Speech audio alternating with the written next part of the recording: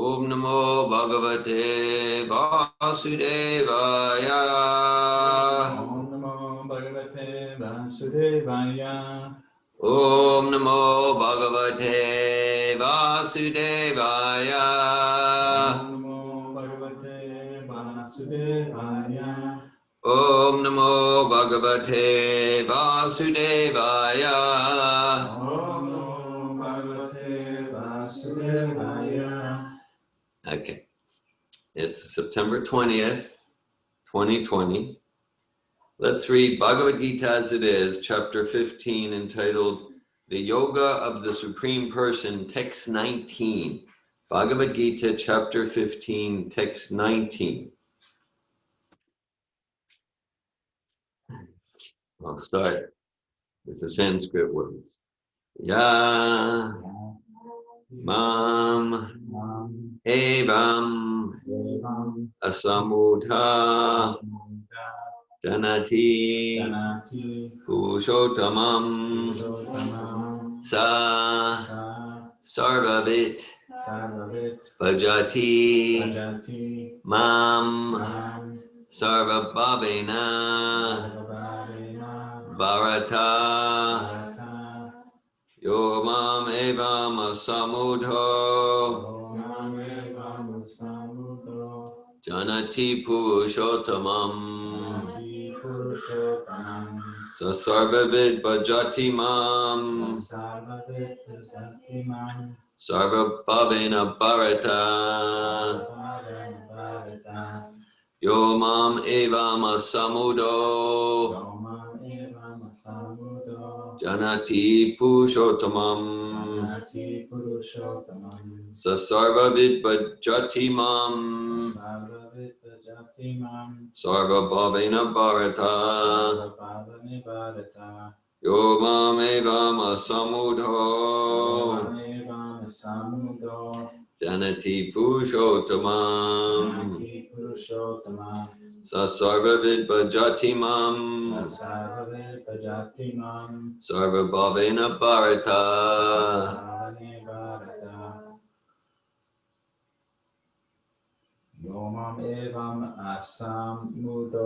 Yo mam evam asamudo janati purushottamam sasarvavid bhajati mam sarvabhavena bharata Yo mam evam asamudo janati purushottamam sasarvavid bhajati mam sarvabhavena bharata.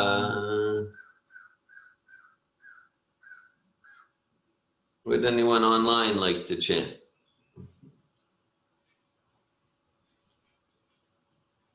Yo mam evam asamudho Yo mam evam asamudo janati purushottamam sarvavid bhajati mam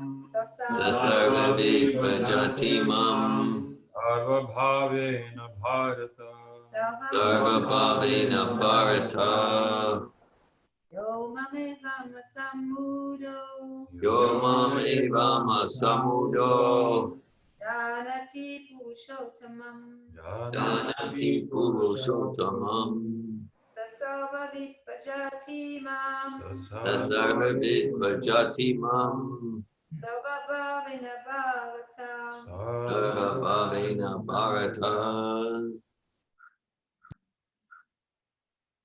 Okay, we're reading from Bhagavad Gita, chapter 15, text 19. We'll go through the word for word. Ya, anyone, mam, unto me, evam, certainly, asamudha, without a doubt, janati, knows, purushottamam, the Supreme Personality of Godhead. Sa, He, Sarvavit, knower of everything, Bhajati, renders devotional service, Mam, unto me, Sarva Bhavena, in all respects, Bharata, O son of Bharata. Translation.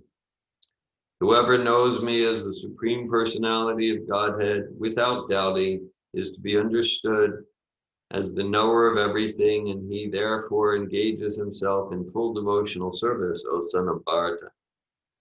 Purport by His Divine Grace A.C. Bhaktivedanta Swami Prabhupada. There are many philosophical speculations about the constitutional position of the living entities and the Supreme Absolute Truth. Now, in this verse, the Supreme Personality of Godhead clearly explains that anyone who knows Lord Krishna as the Supreme Person is actually the knower of everything. The imperfect knower goes on simply speculating about the absolute truth, but the perfect knower, without wasting his valuable time, engages directly in Krishna consciousness, the devotional service of the Supreme Lord. Throughout the whole of Bhagavad Gita, this fact is being stressed at every step. And still there are so many stubborn commentators on Bhagavad Gita who consider the Supreme Absolute Truth and the living entities to be one and the same. Vedic knowledge is called Shruti, learning by oral reception. One should actually receive the Vedic message from authorities like Krishna and his representatives. Here, Krishna distinguishes everything very nicely, and one should hear from this source. Simply to hear like the hogs is not sufficient. One must be able to understand from the authorities. It is not that one should simply speculate academically. One should submissively hear from Bhagavad Gita that these living entities are always subordinate to the Supreme Personality of Godhead. Anyone who is able to understand this according to the Supreme Personality of Godhead, Sri Krishna, knows the purpose of the Vedas. No one else knows the purpose of the Vedas.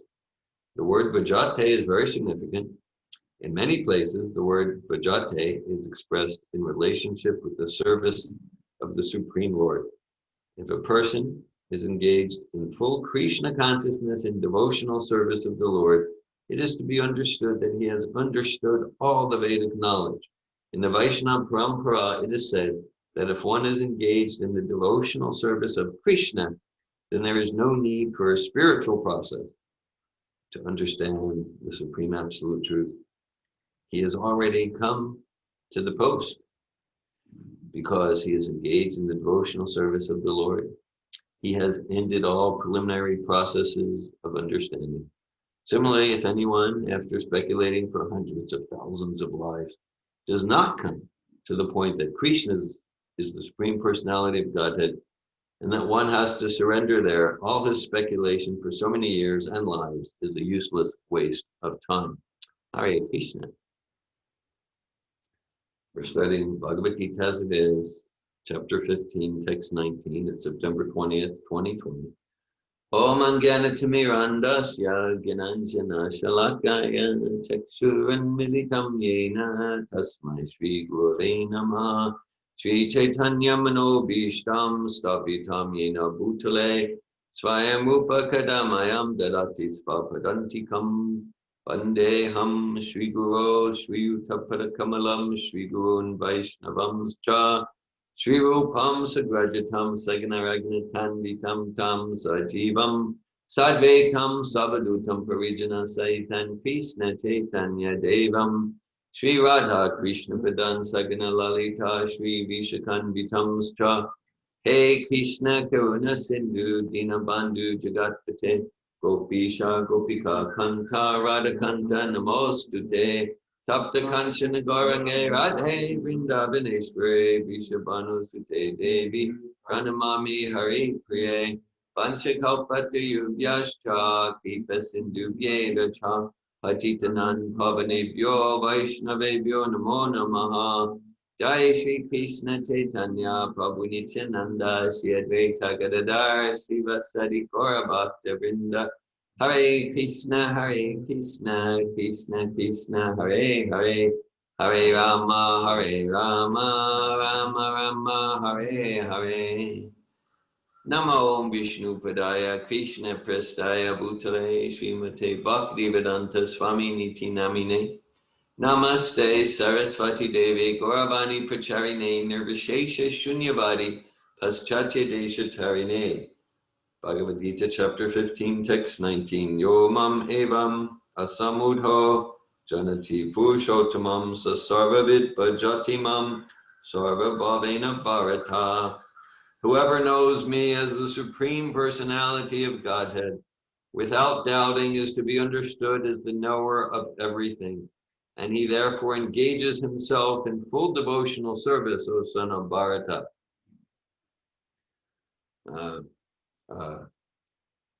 2 days ago, my son Abhi visited, first time in about a month. And we talked about a few things, but one thing he said, which was 2 days ago, today is the first day of Purushottama Mas.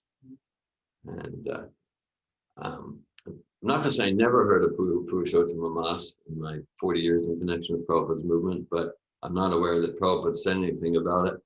But anyhow, and he was excited about it. He's going to do different vows and austerities. Same day, I received a letter from a client saying, today is the first day of Purushottama Mas, and here in our community, we're doing this and this. Yesterday, I had a session with a client. He goes, I'm doing this and this for Purushottama Mas. Yesterday in the morning, Narayan mentioned Purushottama Mas. So I don't know anything about it. Don't ask me questions, but I figure. So this chapter 15 is Purushottama Yoga. That's really, the yoga of the Supreme Person. The Sanskrit is Purushottama Yoga. So whatever is this Purushottama Mas, figure if we read chapter 15 of Bhagavad Gita, it's definitely a good thing. So that's what we're doing today for Purushottama Mas. I'm not planning to do it for the whole month. And this particular verse, right, because really the whole chapter is about the yoga of the Supreme Person. Purusha means person, just like the English word person comes from the Sanskrit Purusha. And even if we look into it more precisely into the word, like Puru means town or city, like Mayapur. Okay, Pur means city. And Isha means controller, right?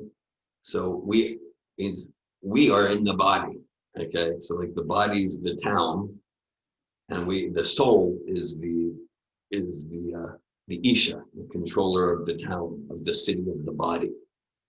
Okay, so that's Purusha, and then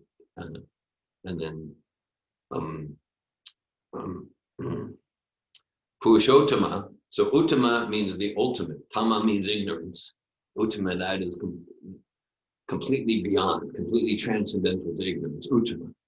So who's the Supreme Person who's completely beyond any ignorance? So that's Sri Krishna, Bhagavan, the Supreme Personality of Godhead. So Purushottama Yoga. And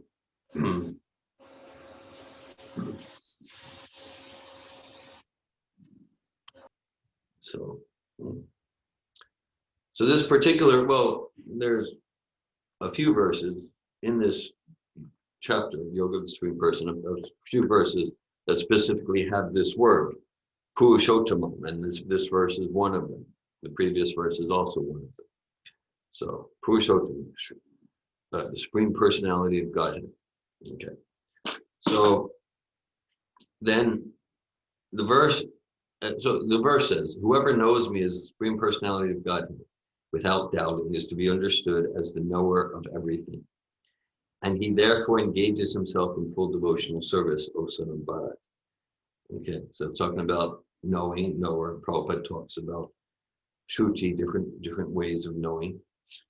And so this is the infallible way of knowing, is to hear from an authorized source.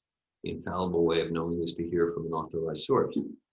That's called Shruti, or Shabda Brahman. And so other ways of knowing, such as ways of knowing in Sanskrit, that's called praman, different epistemologies, different ways to knowing. And so one is through sensory perception, and the other is sensory perception is called prajaksha. Then another is anumana, which is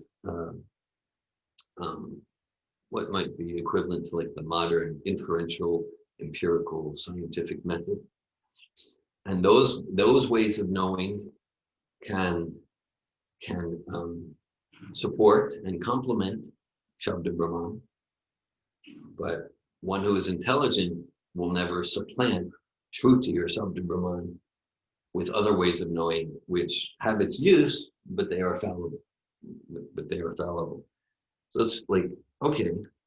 And then it's described, Vasudevi Bhagavati Bhakti Yoga Projita Chanya Yashu Vairagam Gyanam Chayada Hitukam. That by serving Vasudeva, Sri Krishna, one naturally, automatically, immediately attains knowledge. So that's the way of that's how we prepare ourselves to receive. That's how we prepare ourselves to receive infallible knowledge coming from transcendental source through devotional service, knowledge and detachment. Krishna says in one of the seed verses of Bhagavad Gita in the 10th chapter, Aham sarvasya prabhavo mata sarvam pravartate iti matva bhajanti Buddha bhava samanvita. Krishna says, one who knows me as the source and master of all energies, material and spiritual, naturally engages in this devotional service. So knowledge leads to devotional service, and devotional service leads to further realized knowledge. And Prabhupada emphasizes that now in this verse, the Supreme Personality of Godhead clearly explains that anyone who knows Lord Krishna as the Supreme Person is actually the knower of everything. The imperfect knower goes on simply speculating about the absolute truth. But the perfect knower, without wasting his valuable time, Prabhupada doesn't want us to waste time, engages directly in Krishna consciousness, the devotional service of the Supreme Lord. So just like, it's described, there's different levels of learners. So the first class learner hears, gets it, I got it. Okay, simple example, like, okay, I hear, it's not going to be good to steal. Got it, not going to steal, not going to be a thief. Second class learner hears, doesn't quite get it, but then he sees others, and then he gets it, like, it's not good to steal. I'm not so sure. It seems to be some advantages to stealing, but then he sees some guy over there, he steals, and then he's always in anxiety, and he's ending up 5 years in prison. Got it. Third class learner hears, and doesn't get it, and sees others. He goes, yeah, well, he got caught, but I got a better scheme, and I'll get away with it. And then does it, and then ends up in prison and all sorts of embarrassment. Okay, I get it. Fourth class learner doesn't learn by hearing, doesn't learn by watching others, doesn't learn by personal experience. And even personal experience, like, okay, well, I'm in prison this time, but when I get out of prison, I got a better plan to steal and get away with it. And so we can all look at areas of life where we are first class learners, maybe second class in some ways, third class on a good day, fourth class on most days. Okay, so okay, and then to apply it, it's just like, so Prabhupada says, yeah, like without wasting time, because the idea is like, okay, so we hear from infallible source. Follow these regular principles. Okay, yeah, stay away from, like if we want to really advance to a truly happy life, we really All these regular principles. Rise early, rise by 4 a.m., 4:30 a.m. Chant this mantra. Okay, wait. I'm a child of the Enlightenment, and I'm gonna experiment. So like, okay, so like maybe this year, I'm going to experiment with all sorts of sexual activity in this way, and this sort of herb, and this sort of intoxication, because I want to experiment, and I'm gonna eat this and that, and then okay. Well, there's so many mantras, so I think I'll spend each of the next 60 years experimenting with one mantra. Yeah, that's the way, like that. Then each year I'll try a different type of diet to see what feels the best. So that, and maybe we'll come, to the conclusions that coming from infallible knowledge, like that. Or we can just go, okay, got it. Okay, follow these regular principles. If I want to free myself, if I want to be spiritually realized and happy and progress on the path, Hare Krishna, Krishna Krishna, Hare Rama, Rama Rama, Hare. Okay, yeah. So that this is the process coming from realized sages, realized coming from the Supreme Personality of Godhead Himself. Okay, got it. I don't need to. I don't need to go through experimentation like that, because again, these other approaches to knowledge, not that they're useless, they have their place. At the same time, we want to realize they're fallible. Okay, it's categorized. They're subject to whether it's the anumana, empirical inferential process, or pratyaksha, direct sense perception, subject to mistakes, illusion, intrinsic limitations, and the cheating propensity. Remember I don't have the exact quotes now, but from just a few years ago, some exact quotes from like editors of top medical journals. The top, Lancet, the top medical journals, and the one coming out of Massachusetts, which is the top one, like that.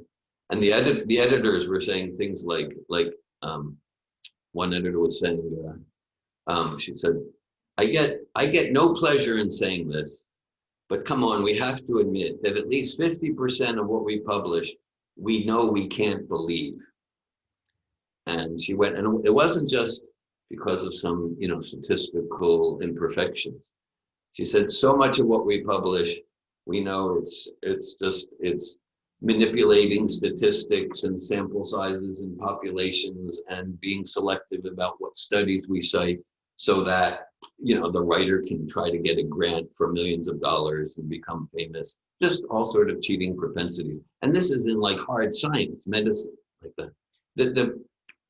The actual quotes from the editors are much more powerful. I'm not exaggerating. I'm actually understating. They actually, like I served as an editor for this top medical journal for 10 years, and I just don't believe it anymore.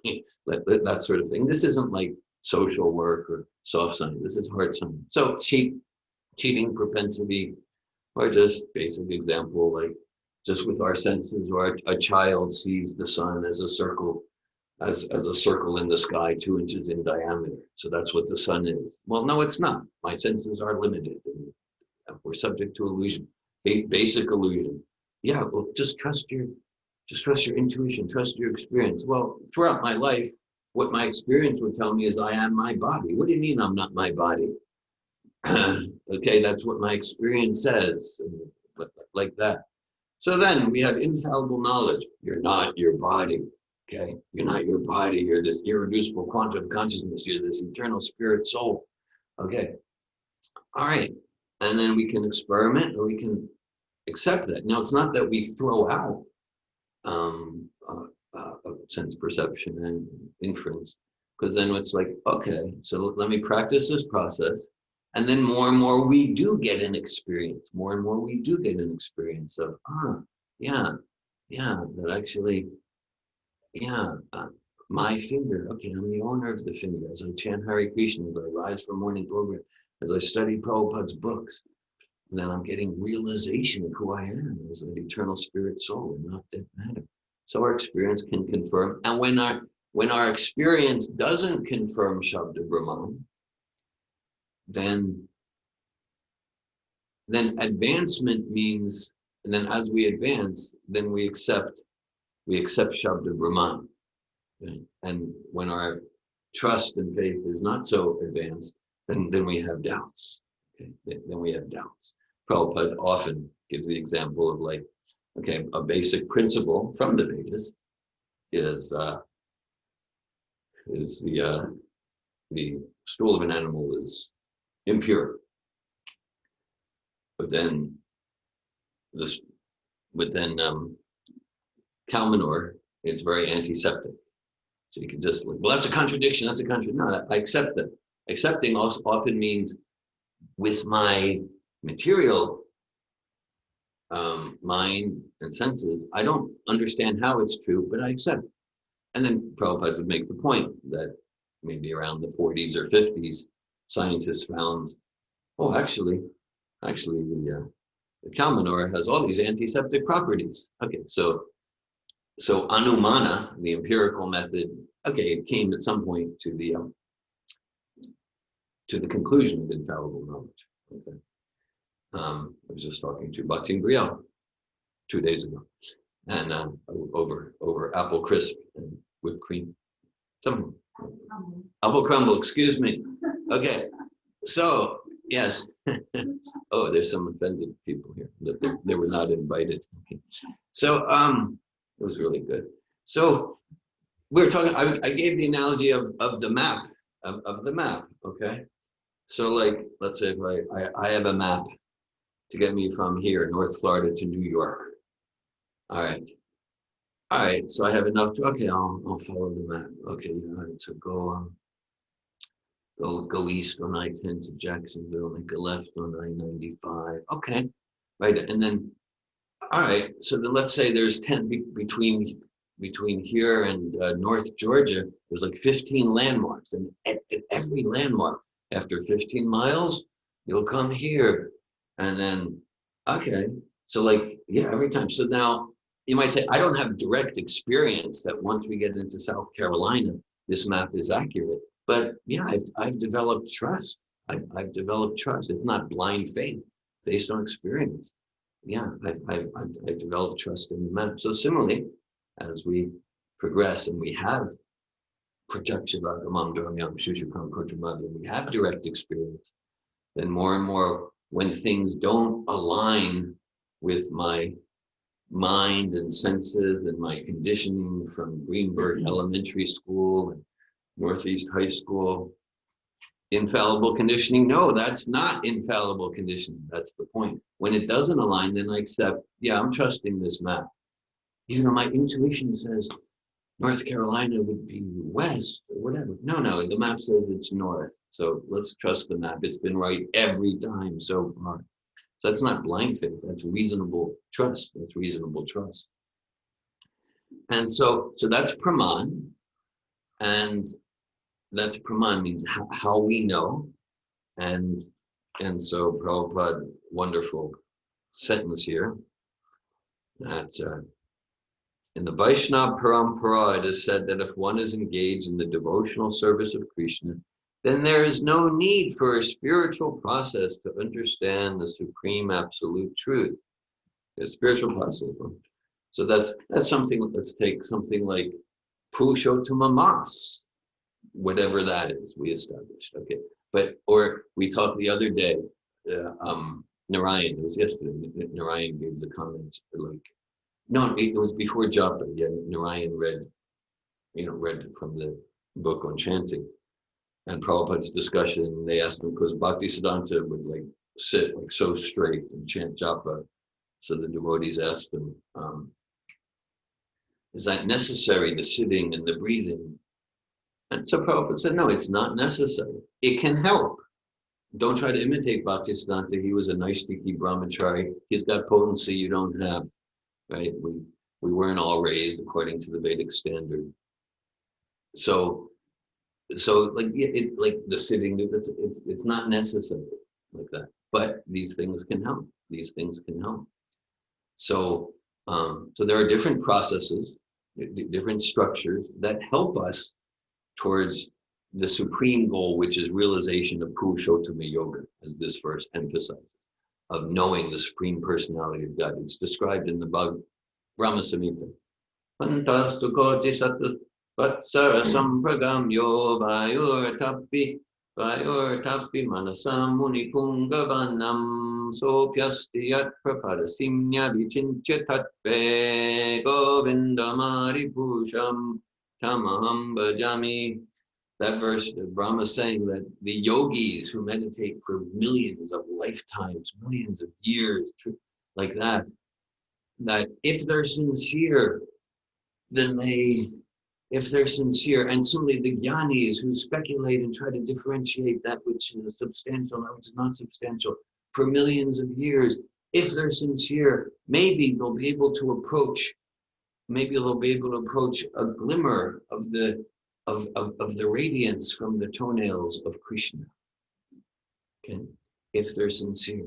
Okay, so that's they're engaging in spiritual process, jnana, yoga, mysticism, like that, engaging in spiritual process to come to the point of smartavya, satatam vishnu, vismartavya, najatu, to come to the point of remembering this Bhagavan, supreme personality of God, Bhavanti tattvavidas tattvam yajganaman bayan, brahmeti paramatmeti bhagavaniti shabdite. Learned transcendentalists who realize the absolute truth call it by different designations. And then it's in progression of completeness. Brahman, Paramatma, and then Purushottama, Bhagavan, the supreme personality of God. And so Praman is how we know, and then Prameya is what we know. Praman is how we know. Prameya is what we know. So what is it? So one thing, how to gain knowledge, and then the other question is knowledge about what? Knowledge about what? And so the ultimate object of knowledge, as described 4 verses previously, Sarvasya jaham vidi sanivistu mata sarvam mata sarvam vedeshta saver hame vevedu vedantapit veda vivacha. Krishna says he's the goal of the Vedas. He's the goal of all knowledge. Matasmitir Gyanamapornamja. From him come remembrance, knowledge, and forgetfulness. So the goal of all knowledge, Veda means knowledge. In Hebrew, Yeda is knowledge. In the Czech language, Veda means science. So we can see Veda. So the goal of all knowledge, goal of all scientific endeavor is Sri Krishna Bhagavan. That's the Prameya, like that. And Krishna is saying, one who knows me is to be understood as the knower of everything, the knower of everything. So this is the substratum of all reality. Sri Krishna Bhagavan Purushottama Yoga. Yes, it's the source of all categories of knowledge. That's why the 10th canto of Srimad Bhagavatam is called the Summum Bonum, that all categories of knowledge emanate from Purushottama, the supreme person, the city of the body, Isha, Purusha, the controller of the city of the body, that supreme person who's above all ignorance, who is Uttama Shloka, who is glorified by the choicest Vedic verses. Yes, and so that other processes can support.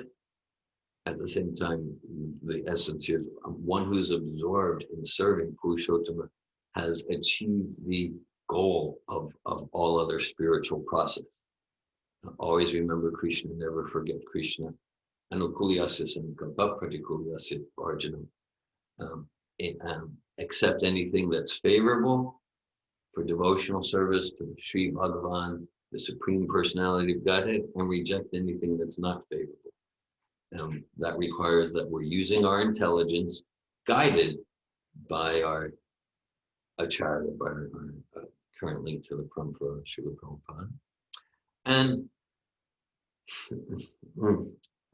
so one who knows Krishna is to be understood as the knower of everything. Sometimes Prabhupada would say that, Prabhupada was actually educated in chemistry, a lot of experience and like that. But he would say, like, it's not like he's a trained scientist, but he could defeat all the scientists because he knew Krishna, he knew Purushottama. And that goes in any field of knowledge, in our endeavors in transformative communication, Sattva-tov.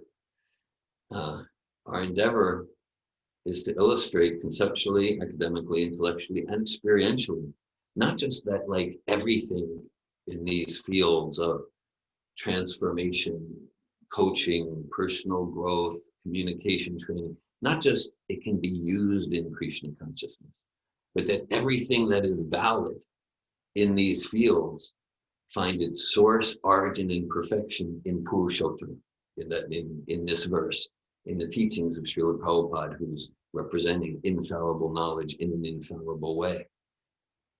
Several of you have heard my history, right? Like I was, I had experience from the time I'm 18 years old in the late 70s in different personal growth, then early 80s, counseling, training, and things like that.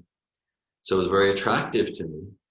And as I started taking prasadam, reading Srila Prabhupada's books, and when I started, a few years later, when I backpacked around Europe, started chanting Hare Krishna Japa, then I actually got realization of this verse to some extent, that everything in the personal development trainings, all those principles which I was attracted to, they truly found their perfection and completion in Krishna consciousness, in this vast scientific body of knowledge. Okay, win-win. Okay, so then but then how does that relate in an expansive way? So if I'm winning in my company, then I'm crushing the competitor. How is this win-win? Okay, so the principle's there, and the principle finds its completion here. We learn the art of yatatur mulani shechinan, how to water the root of the tree, feed the stomach, serve Purushottama, then all living entities, the whole universe is served. Responsibility, I like that, adopt the stance. I'm 100% responsible for my life. Okay, well, it looks like there's all sorts of inequality at the time of birth. Okay. And so what I was exposed to till then in secular humanist approaches, well, there was no explanation. Go to Prabhupada's books. Okay, yes, I'm also responsible for the circumstances of my birth. Like that. So like clear intention, great principle, great concept, great principle. All right. But then I'm the source of, okay, but then we see, okay, diseases come, pandemics, flus, death, old age, tragedies. So how's this relate to clear intention? Okay. As long as our intention is to enjoy separately from Purushottama, all right, then we are attracting this Jama Mritu Jaravyadi, Dukkha Dosha Anudarshan. We are creating the miseries, and that's coming from our intention.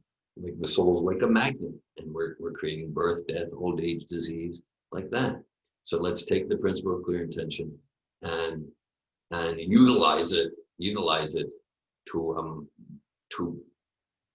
pull the root of the desire to entangle ourselves. Utilize it to align ourselves with service to Sri Bhagavan, the Supreme Personality of Godhead, and then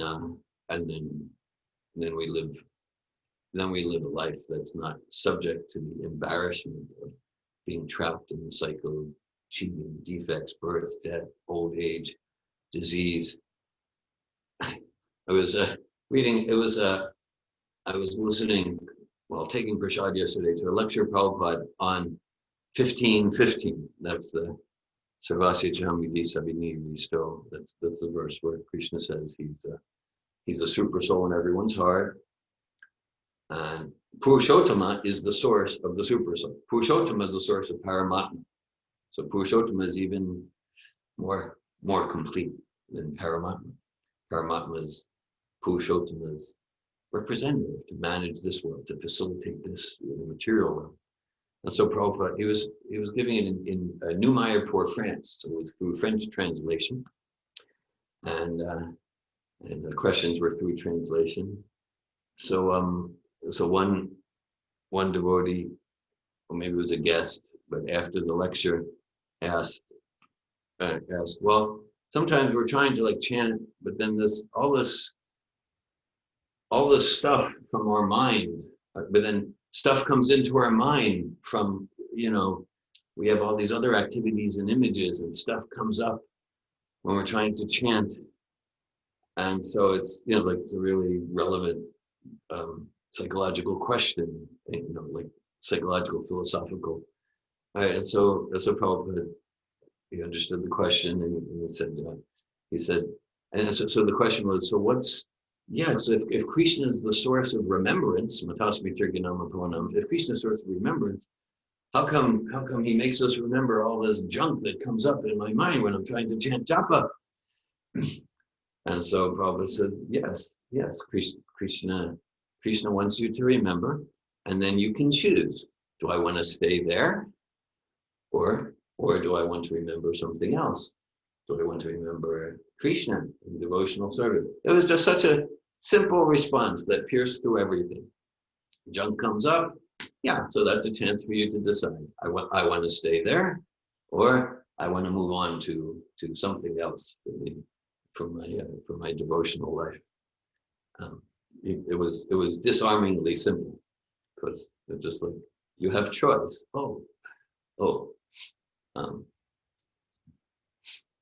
Freedom of choice is what we got. Freedom from choice is what we want. Like that. So Prabhupada just went right there. Okay, so we get knowledge through devotional service, performed according to what we hear from infallible source, and what we're studying, what we're realizing, the object of knowledge is Purushottama, Sri Krishna, the personality of Godhead. Krishna says in the 7th chapter of Bhagavad Gita, Ganam teham savignam midam bhaksham. He says, now Arjuna, I'm going to declare to you this knowledge, phenomenal and noumenal. Noumenal means transcendental or trans-phenomenal. That, because again, we can get some knowledge with our senses and mind, our material. We can get some knowledge, and it's subject to defects, but something's there. But then, what about knowledge that's inconceivable to our mundane minds and senses? So Krishna says, I'm going to reveal this. I'm going to reveal this. And inconceivable doesn't mean incomprehensible. Doesn't mean we can't understand it. It just means the method is something transcognitive, transcendental to our mind and senses. So that's hearing from that infallible source. And so Krishna says, knowing this noumenal and phenomenal knowledge, then after this, there's nothing further to be known. This includes all categories of knowledge. And through this knowledge, you're relieved from the miseries of material existence. So this should be captivating to a sincere soul. This should be captivating to a sincere soul. And this verse reads, text 19, Yo mam evam asamudho janati purushottamam sasarva vid bhajati mam sarva bhavena bharata. Whoever knows me as the Supreme Personality of Godhead, without doubting, is to be understood as the knower of everything, and he therefore engages himself in full devotional service. O son of Bharata. Hare Krishna, thanks for your attention.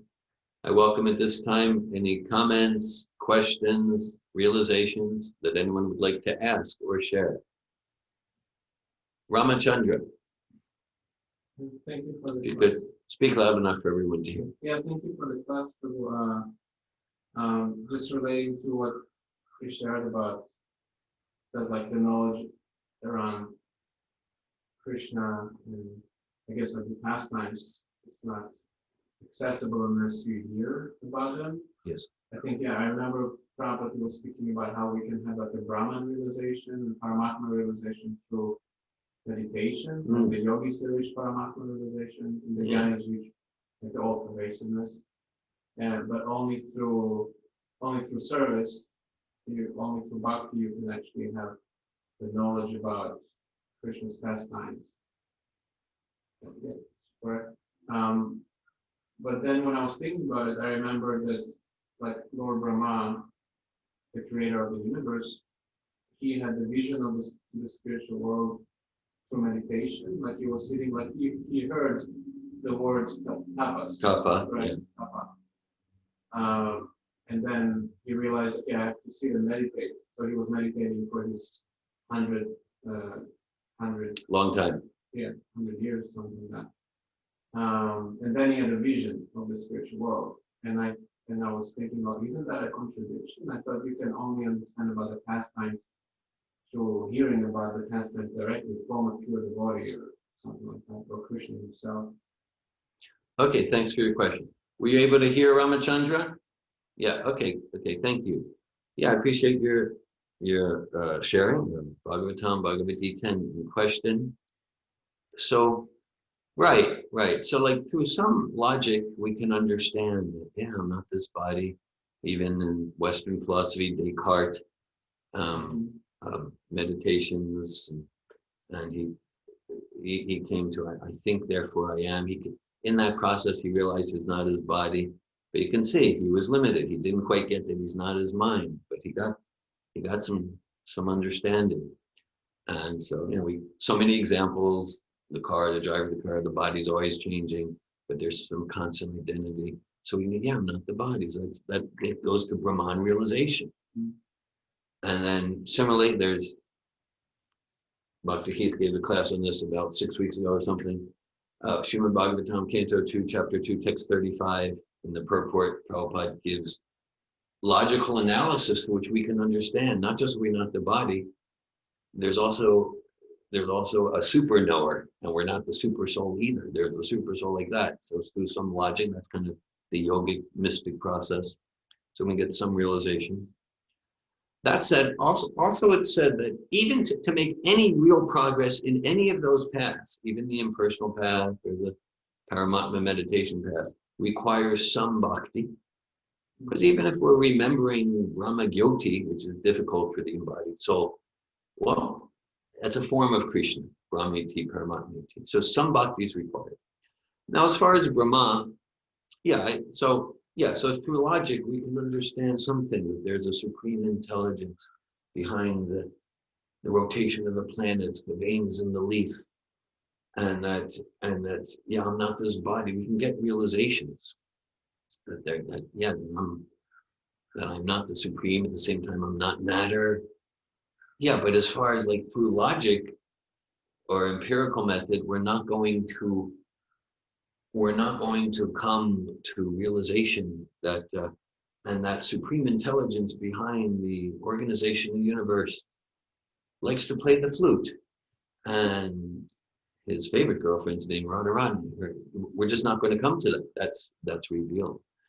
Yes, my understanding with Brahma, he went into austerity, and that relates to, I think, a theme here, that other processes like austerity, that they're not necessarily to separately engage in, like say for the gopis or the cowherd boys, they don't need to separately do austerities. They're completely absorbed in the goal of austerities.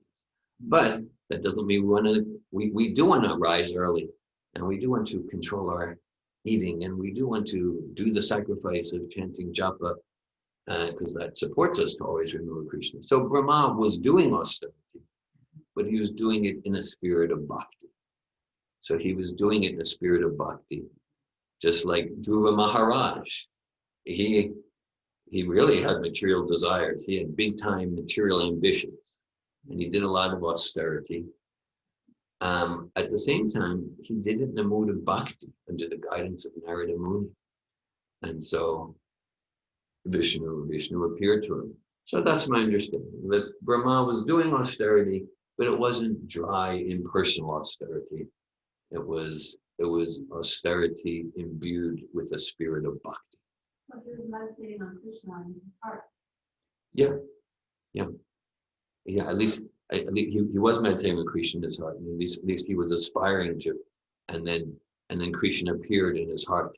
Exactly. Mm-hmm. Yeah. So he wasn't doing austerity like a jnani who has like false ego as the controller.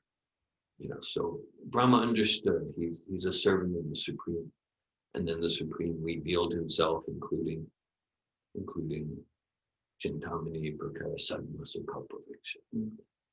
Like he already had some touch with Krishna, and his meditation, because of that, his meditation was in the middle of bhakti. So that was actually part of the ascending process.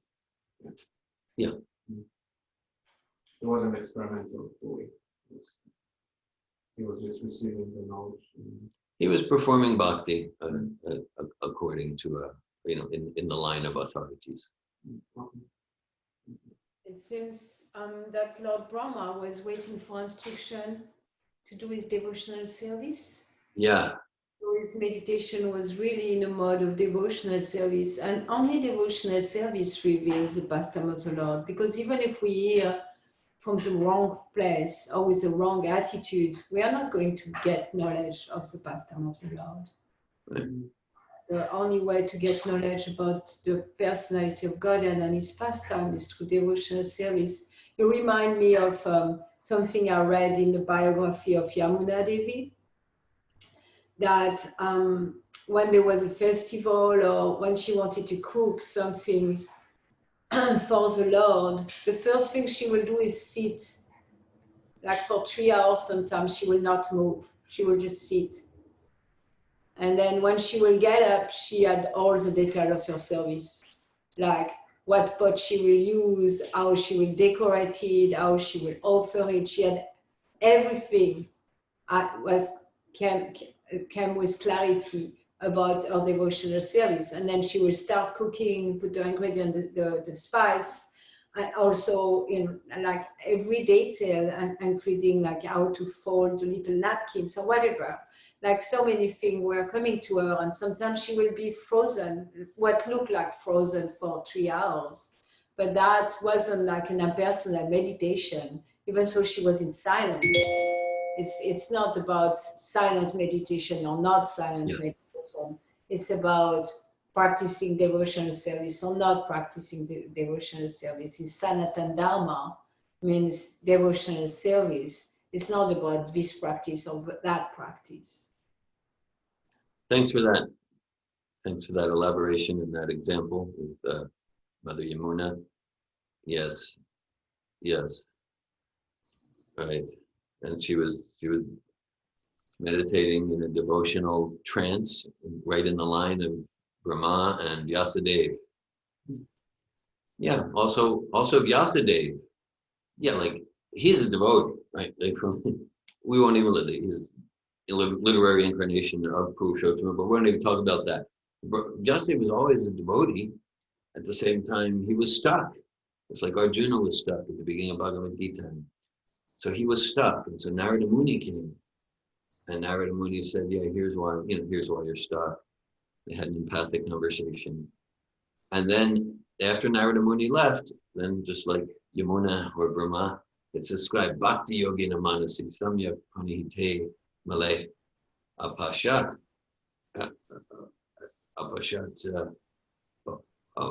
Manote Nartam Mayam Chata Apashra. Then he went into a trance of bhakti. And maybe he was chanting, but it could be silent, as Molly said. It's the spirit. Okay? He went into a trance of bhakti, and then he got a vision, and then from that vision, all the details of Bhagavatam became revealed. So, yeah, thanks for that, Molly. And I want just to add something that I was thinking when you started your class about Purushottamamas and the word Purusha Uttama.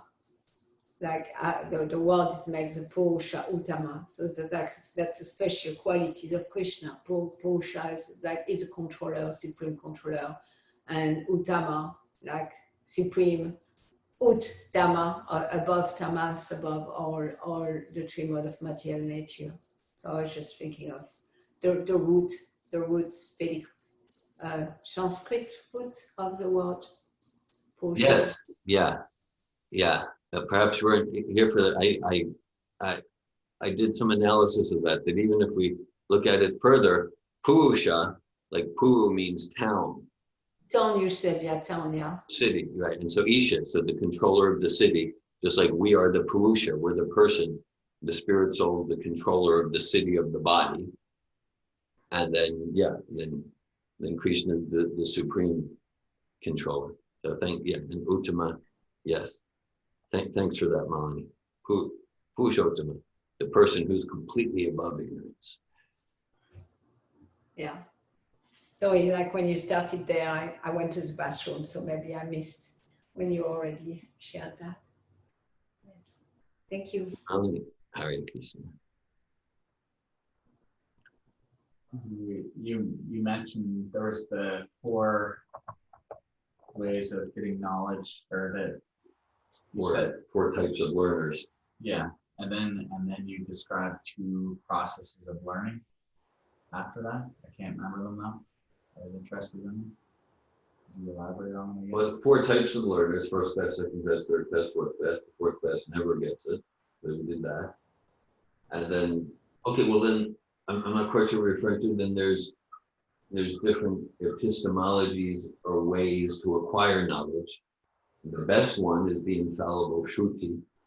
The Vedas actually describe 10 epistemologies, which are subsumed in 3 categories, but really 2 categories. There's Shruti, and then if we do 3 categories, then there's Prajaksha, sense perception, and Anumana, which is like what's called the modern scientific method, which is based on sense perception and then inference and analysis.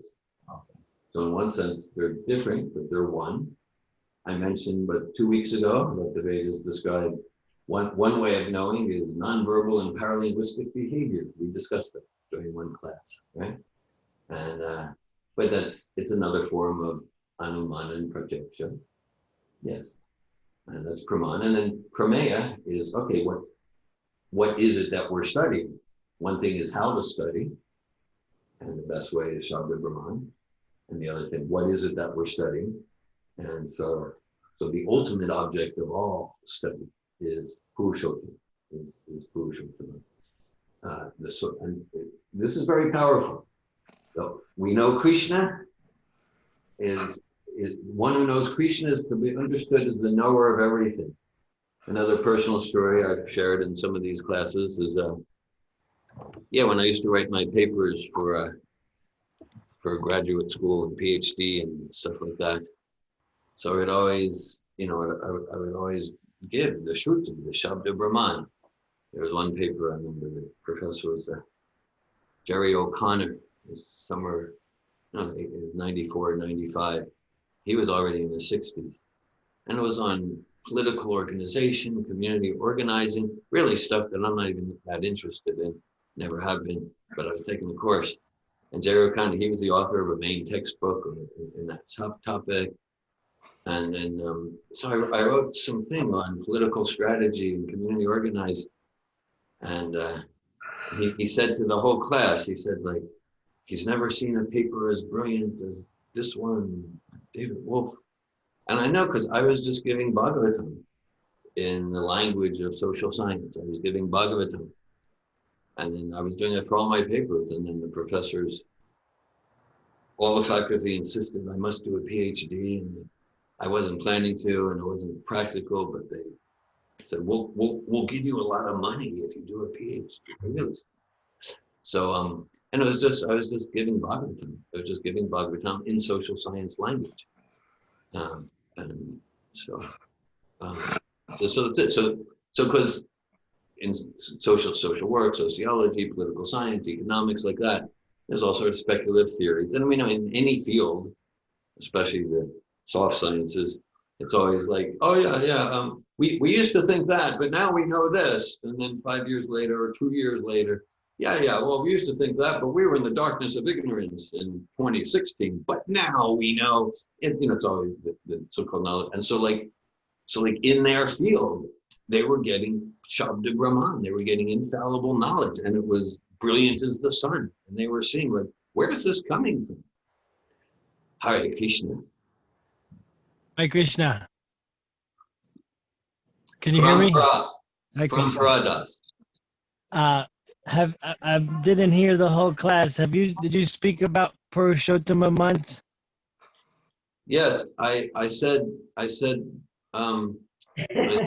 don't ask me questions about it. Okay.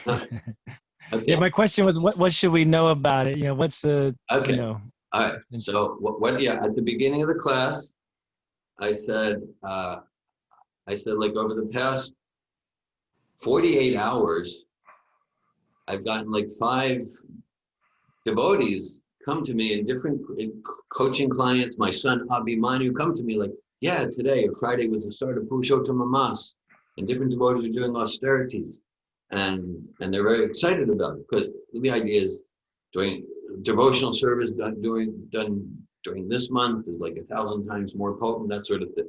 As far as I'm aware, I'm not aware of anywhere where Prabhupada mentioned anything about Purushottama Mas. Okay, so clearly it's a real thing. That's a real structure to support our devotional service. Prabhupada didn't emphasize it. I'm not sure if he even mentioned it. So I thought, now this chapter 15 of Bhagavad Gita, it's entitled Purushottama Yoga, the yoga of the Supreme Person. So I thought, whatever Purushottama is, and whatever it is, whatever that month is, I don't know about it. Prabhupada doesn't speak about it as far as I'm aware. But if we read from this chapter called Purushottama Yoga, then that's definitely a transcendentally good thing, absolutely. And if we use this month, the next 30 days, to chant extra japa or read more Bhagavatam, then it's definitely a good thing. Hare Krishna, thanks for your question. Hare Krishna. Danielle. Yeah, so I think this is related to this topic of how we know is how we help others know. And I was asked just this week, I know, Saraswati, I know. I was asked just this week, what is, very enthusiastic. Hey, Saraswati, Haribo. Hare Krishna. Yeah. I was asked what kirtan is. And so I said, oh, I could say a lot about that. I could say a whole lot about what kirtan is. And so I said, in one sense, it's a transcendental sound vibration we gather around together to try and pierce the veil of illusion to discern what, we actually are, spirit souls. I was like, in another sense, it's my friends, dancing around and singing and like laughing and playing instruments. So I guess I know that in the Savato courses, you kind of repackage things so people can hear them. Yeah. And then your book and, and things that you participate in, you do have a way and I mean, I think Prabhupada does this too, where he says things that are always aligned, but yet different for each person who is experiencing it, each person who's receiving or asking the question. So how does that fit in with the 4 ways that we know? The idea of like time, place, and circumstance, and how do we reach maybe even ourselves, maybe as we communicate. Thank you, Danielle. Yeah. What Prabhupada did and what he wants us to do is to realize this eternal transcendental knowledge, to realize these principles and to communicate them in our own words, which basically means empathy. It means that we're not just rigidly using a particular language to communicate or slapping on, preaching, like that. But there's several letters from Prabhupada to disciples. One letter he says, the highest development of your Krishna consciousness understanding will be when you're able to share this knowledge in a way where anyone will respond positively. Meaning, we're speaking to a 10-year-old, we're speaking to farmers, we're speaking to university professors, we're speaking one-on-one, we're speaking to a group, and we're so realized in the knowledge that we're able to find a way to communicate it, that it's going to connect with people. It's going to connect. We're not compromising. We are integrating. We're communicating our realizations effectively. And so yeah, that's what Prabhupada did, and that's what he wants us to do. Not to water down, but that's just like I really liked how right now you talked about kirtan, and you could present it. Yeah, kirtan's when we jump up and down, play instruments. And for some people that may be, yeah, I'd like to do that. And for some kirtan, it means glorification of God. And for some people that language will resonate. So yeah, so that's communication according. It's devotional service, and it's communication according to time, place, circumstance, and person. And to do that effectively, it means that we're realized, like we're not attached to like, I have to say these words like that, but we're realized in the principle, so we're fluent and we're flowing, and whoever we're communicating with, that we're effective in our communication of these, of the knowledge coming from Shabda Brahman, coming from Shruti, and realized by the soul through devotional service. Hi, Krishna. Thank you. Thank you, Danielle.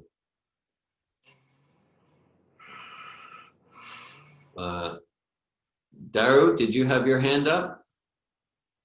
No, it was an accidental unmute. Sorry. Okay, so Bhakti Keith? I heard a little bit about the Purushottam Mas in an Ayendra class. He was saying that it was supposed to be there was a personification of this month. Purushottam didn't have any like special celebrations or whatever during the month. So she went to Krishna and asked for some blessings to be made special, and he blessed her to be really auspicious. And then you're saying you get a lot of extra bhakti points or whatever for chanting during that month. And then there was another one that I found that was interesting. He was saying that if you give Srimad Bhagavatam to a Vaishnava on the last day, and it's supposed to like liberate like million, like I can't remember, it was like 10,000, 10 million. Lots of bhakti points. Of your ancestors. Yeah. So I thought that was interesting. Good way, nice way to give Srimad Bhagavatam, but also kind of like clear up to like detach from karma from our ancestors. Yeah. Got it. Thanks for sharing.